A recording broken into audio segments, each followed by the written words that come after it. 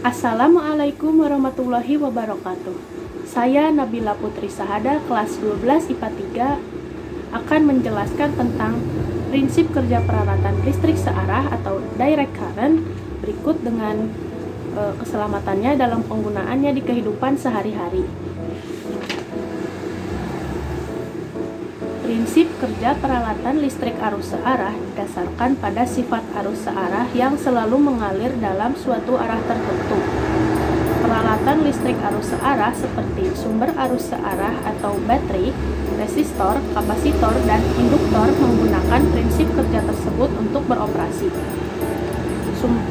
Sumber arus searah atau baterai bekerja dengan menghasilkan medan listrik di dalamnya yang mampu mendorong elektron-elektron bebas untuk bergerak dan mengalir dalam suatu arah tertentu dari terminal positif ke terminal negatif.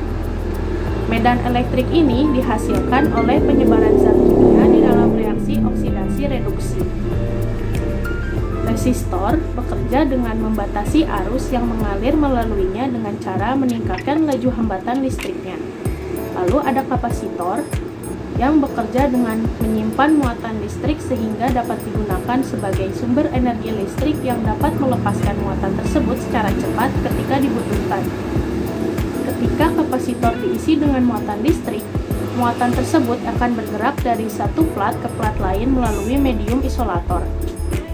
Ketika kapasitor dikosongkan, muatan akan kembali ke plat asal dan melepaskan energi listrik dalam bentuk gelombang listrik.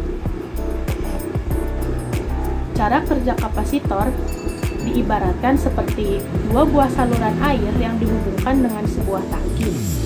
Ketika saluran air mengisi penuh suatu tangki, air akan terus mengalir meskipun sumber airnya dimatikan sampai air dalam tangki tersebut habis. Lalu ada induktor. Induktor bekerja dengan menghasilkan medan magnet yang mendorong arus listrik melewati rangkaian elektrik. Medan magnet ini dihasilkan oleh mediator listrik seperti kawat yang ditempatkan di sekitar inti magnetik. Beberapa contoh peralatan listrik arus searah diantaranya adalah baterai, generator DC, dan motor DC.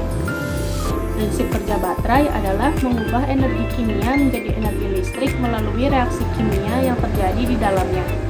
Saat baterai terhubung ke suatu rangkaian, arus listrik akan mengalir dari terminal positif ke terminal negatif, lalu menghasilkan aliran energi listrik yang dapat digunakan untuk memasok daya ke perangkat yang terhubung.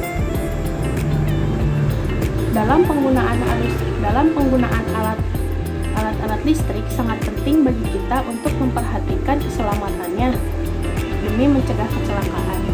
Berikut adalah beberapa cara yang dapat dilakukan untuk menghindari kecelakaan dalam penggunaan alat-alat listrik, diantaranya yang pertama, matikan peralatan sebelum membersihkannya.